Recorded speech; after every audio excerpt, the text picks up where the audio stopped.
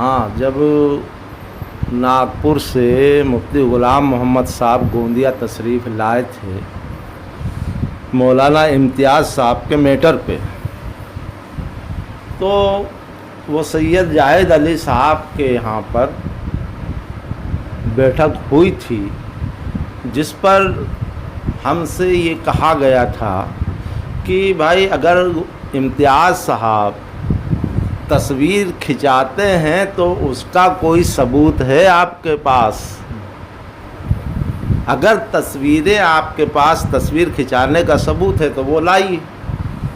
تو ہم لوگ 9:30 یا 10 بجے تقریباً ہم اس محفل پر جب پہنچے تو ہم لوگ نے تصویریں سید جاہد علی صاحب کے ہاتھ پر دی، اور انہوں نے مفتی غلام محمد صاحب کو وہ تصویریں، جو تقریباً 10 سے 12 تصویر مختلف تھیں، وہ تصویریں مفتی صاحب کے پاس جب دی گئیں، ہم لوگ جب پہنچے تو مفتی صاحب وہ تصویریں دیکھ رہے تھے۔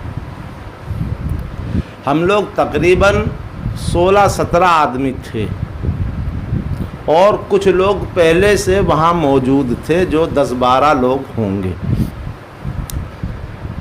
تو غلام محمد صاحب وہ گادی سے ٹیکا لگا کے تخت پر بیٹھے ہوئے وہ تصویر دیکھ رہے تھے۔ جب ہم لوگ وہاں پہنچے اور آپ کو اطلاع دی تو انہوں نے بلوایا۔ اس میں مولانا امتیاز صاحب جو جامع مسجد کے امام تھے، ان کو بلایا گیا۔ جب تصویریں وہ دیکھ کر فرصت میں ہوئے تو انہوں نے کہا کہاں ہے مولانا امتیاز؟ کہا تم توبہ کر لو، تم توبہ کر لو۔ یہ کھڑے ہوئے امتیاز صاحب، تو درمیان سے ایک شخص کھڑا ہوا اور اس نے جن کا نام خلیل بھائی، انہوں نے کہا یہ تو بار بار گناہ کرتا ہے، پھر توبہ کرتا ہے، پھر گناہ کرتا ہے، پھر توبہ کرتا، تو یہ تو توبہ کا عادی ہو گیا ہے اور گناہ بار بار کرتا ہے۔ تو امتیاز صاحب نے کہا دیکھیے صاحب یہ کیسے ہم بول رہے ہیں؟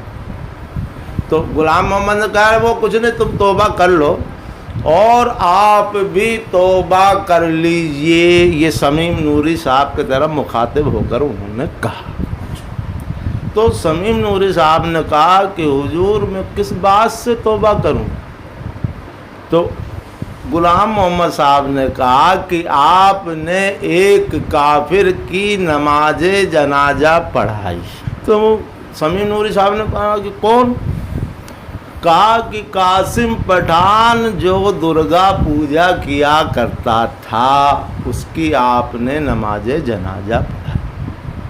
نوری صاحب نے کہا حضور آپ نے کافر کہا، آپ نے کہا کہ آپ نے ایک کافر کی نماز جنازہ پڑھائی، تو کیا اس کے کفر کا ثبوت آپ کے نزدیک ہے؟ کیا اس کا کفر آپ کے سامنے ثابت ہے؟ تو کہا نہیں کچھ لوگ کہتے ہیں۔ اس پر نوری صاحب نے کہا کہ وہ لوگ کہاں ہیں جو لوگ یہ کہتے ہیں؟ ان کو حاضر کیجیے۔ تو کہا نہیں وہ کچھ لوگ ہیں ابھی یہاں موجود ہیں۔ تو نوری صاحب نے کہا کہ حضرت اگر موجود ہیں تو ان کو بلائیے نا، کہاں ہیں وہ لوگ جو یہ کہتے ہیں؟ ایک آدمی مجمع سے کھڑا نہ ہوا، نہ کسی نے قاسم پٹھان پر کوئی الزام لگایا۔ تو نوری صاحب نے کہا کہ میں توبہ کیوں کروں؟ میرے نزدیک اب تک اس کا کوئی کفر ثابت نہیں۔ میں اس کو سنی صحیح العقیدہ مسلمان مانتا ہوں، اور اب بھی مان رہا ہوں کہ اس کا کوئی کفر ثابت نہیں۔ میں اس کو کیسے کافر مان لوں؟ تو کہا نہیں آپ توبہ کیجئے۔ تو مفتی صاحب نوری صاحب سے توبہ پر باجد ہو گئے۔ نوری صاحب نے کہا کہ میں توبہ نہیں کرتا، میں توبہ کیوں کروں؟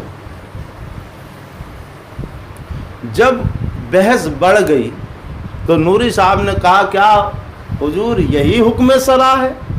تو کہا نہیں آپ توبہ کر لیجئے۔ پھر بحث ہونے لگی۔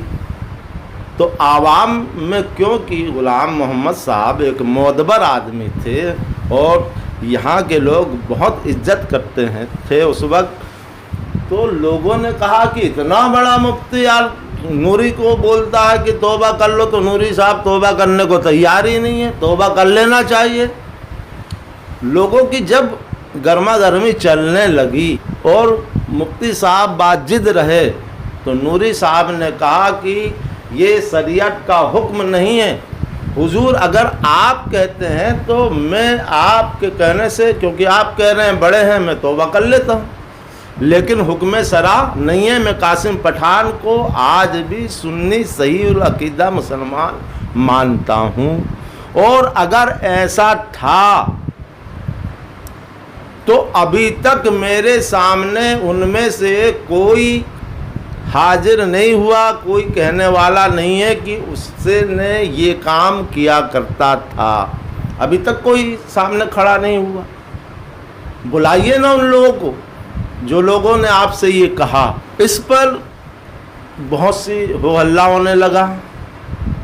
اچھا، اس پر یہ بتلا دوں کہ میں خود عبد القادر رضوی نوری مسجد سول لائن گوندیا کا رہنے والا ہوں، میں خود وہاں موجود تھا، اور وہ لوگ جو ہمارے ساتھ تھے اس وقت جو حاضر ہوئے تھے 16-17 لوگ، ان میں سے 2 یا 3 آدمی کا انتقال ہو گیا۔ آج بھی تقریباً 10 سے اوپر لوگ شہر گوندیا پہ موجود ہیں جو لوگ اس محفل پر شرکت کیے ہوئے تھے، اور آج بھی گواہی دینے کو وہ تیار ہے۔ لیکن عجیب معاملہ ہے کہ لوگ، ہم سنتے رہے کہ لوگ آئے ہیں، لیکن کسی نے نوری مسجد کے طرف رخ نہ کیا، نہ کسی نے ہم لوگوں سے پوچھنے کی ضرورت محسوس کی۔